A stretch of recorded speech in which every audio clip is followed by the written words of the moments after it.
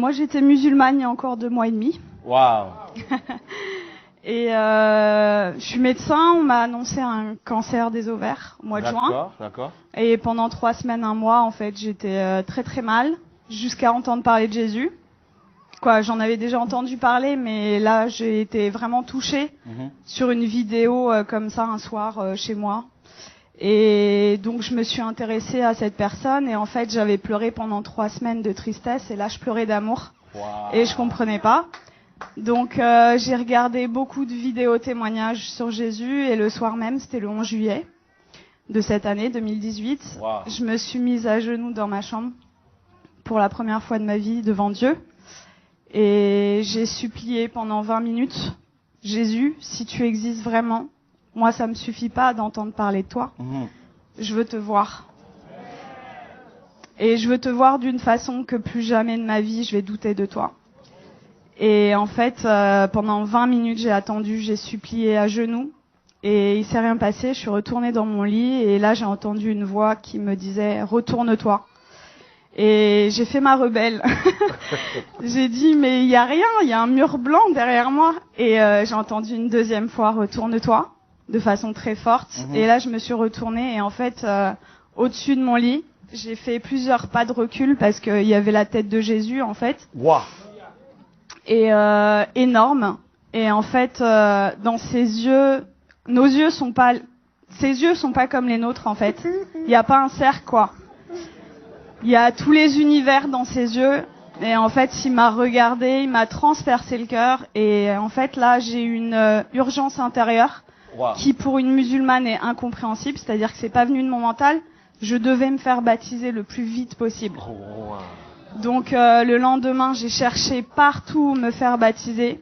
Et à la fin de la journée, j'ai dit à Jésus, tu m'as donné cette envie-là, donc guide-moi. Et donc, j'ai été baptisée le 13 juillet 2018. Et là, j'ai vraiment vu, parce que en fait, je suis médecin psychiatre, addictologue, et je croyais pas trop aux esprits, tout ça. Et là, j'ai vu des esprits sortir de moi, etc. Wow. Donc j'ai dit, moi, et je rentre chez moi, c'était le 13 juillet. Et là, dans mon lit, je commence à parler une langue où je comprenais rien. Et là, je dis, mais qu'est-ce que c'est que ça? Et en fait, on m'a dit après, c'est du parler en langue. Mais chez les musulmans, ça n'existe pas. Donc moi, j'avais jamais entendu parler du parler en langue. Et ça a duré 3/4 d'heure, 1 heure. J'ai parlé une langue où je comprenais 0 mot. Et en fait, j'ai senti une énergie remonter de mon ventre. Et je prenais comme ça. Et je jetais, en fait. Ça a duré 3/4 d'heure, 1 heure. Et là, au bout de 3/4 d'heure, 1 heure, j'ai arrêté de parler. Et j'avais des douleurs depuis 4 ans, tous les jours. Et là, pour la première fois depuis 4 ans, plus aucune douleur. J'ai pris rendez-vous chez mon gynéco le 17 juillet.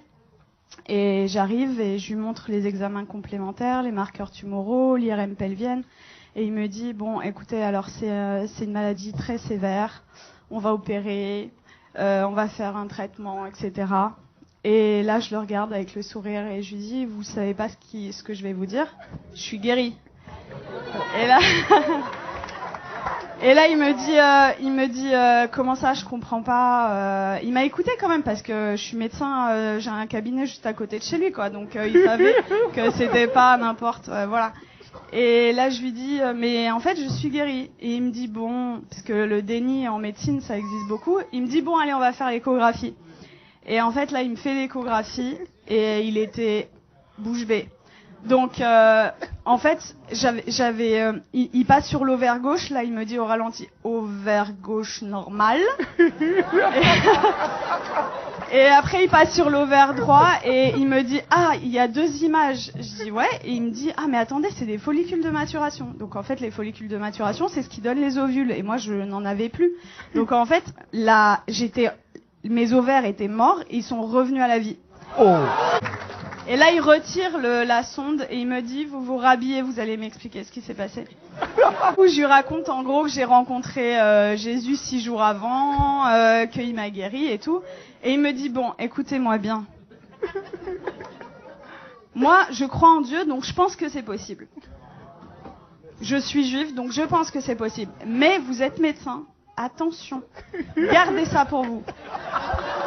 Rigolez, je lui ai dit, c'est impossible. Je lui ai dit, je veux que le monde entier sache que Jésus est vivant. Et il m'a dit, bon, ok, et il m'a fait mon compte rendu d'échographie, qui était normal, c'était un plaisir pur, et il me le rend, et là il me dit, est-ce que je peux vous faire la bise, au lieu de me serrer la main? Je dis, bien sûr. Et il me prend le visage, et il me dit que Dieu vous garde. Et le Seigneur m'a amené à travailler à l'hôpital, aux urgences, et en fait, je vois des cas psychiatriques sévères, et ma première garde après mon baptême, les infirmiers, le geste qu'ils ont fait le plus dans la nuit, c'était ça. Ils y croyaient pas, en fait. Il y avait que des miracles. Toute la nuit. Ils ont pas compris. Partout où le Seigneur, donc, est avec moi, il se passe des miracles. Et c'est ce que je dis, en fait. Moi, ça fait que 2 mois et demi que je suis chrétienne. Et je vois les frères et sœurs, ils osent pas parler de Jésus. Ils ont limite honte de lui. Je dis, mais oh! Moi, je vais au salon de coiffure, il y a des coiffeuses qui sont guéries. Je vais à la boulangerie, à la boulangère. Le Seigneur, c'est l'antidote à tout. Et le monde entier a le poison. C'est-à-dire qu'ils connaissent pas Jésus. Moi, j'ai 33 ans, j'ai attendu 33 ans pour qu'on me parle de Jésus. Mais attendez, mais moi, j'aurais voulu que quelqu'un vienne me parler de Jésus. Vienne me dire, mais attends, la solution à tous tes problèmes, ton malheur et tout, c'est Jésus la solution. Mais personne autour de moi. J'avais aucun chrétien autour de moi. Donc, dans ma famille, ils sont tous musulmans et quelques personnes athées. Et en fait, ils comprennent pas du tout ce qui se passe. Mais juste, je voulais vous dire que je vis des miracles tous les jours. Tous les jours, c'est des prodiges de Dieu. Il y a mon oncle, en fait. Il a de l'arthrose sévère au genou. Et je suis arrivée, j'ai raconté ce qui s'était passé cet été, et ils m'ont dit, ouais, c'est bon, t'arrêtes de nous parler de Jésus. Déjà, ils ont été tolérants, ils ont accepté d'écouter. Et là, je vois, en fait, mon oncle, il boite, il a de l'arthrose. Et là, je lui dis, tonton, est-ce que je peux prier pour toi? Il me dit non. Et ma tante, elle lui dit, bah, pourquoi, qu'est-ce que t'as à perdre? On va voir si ce qu'elle dit est vrai. Je dis, ok. Et là, le Seigneur m'a donné le verset, vous savez, où il ressuscite une femme et il fait sortir tout le monde, en fait. Donc, en fait, j'ai pris mon oncle, je l'ai sorti du salon, et j'ai prié pour lui, et en fait, je lui dis, t'as mal à combien? Il me dit, à 7 sur 10. Il boitait. Et donc, je prie le Seigneur, et le Seigneur le guérit. Il me dit, mais j'ai plus mal du tout. Et là, il commence à courir dans toute la maison.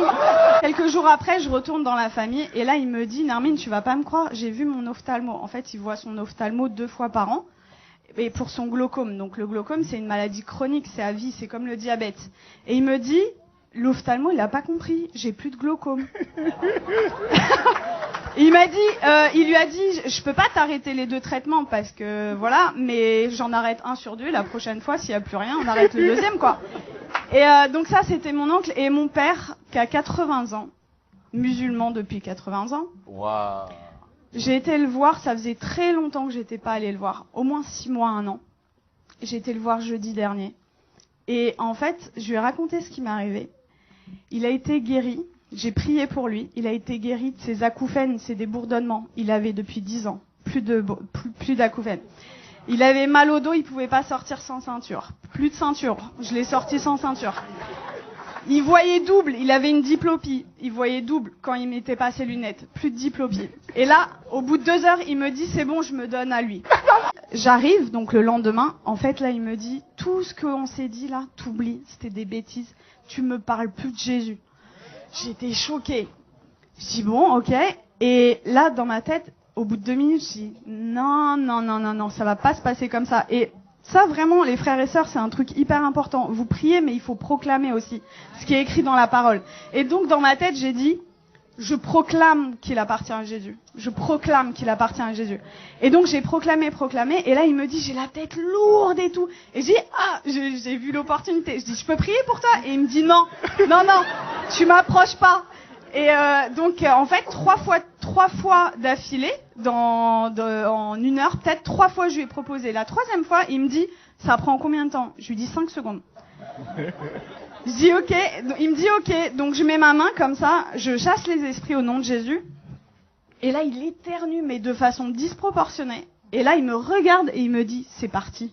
Je dis ah ouais? Et il me dit, tu crois que ça a un rapport avec ta prière? Je dis bah totalement. Et du coup, on est reparti à parler de Jésus. Je l'ai sorti, on est parti manger ensemble. Ça faisait 20 ans, ça faisait 20 ans qu'on n'était pas sortis ensemble. Et en fait, je lui ai parlé du baptême dans l'après-midi. Et dans l'après-midi, il me dit, ok, je suis ok pour être baptisé.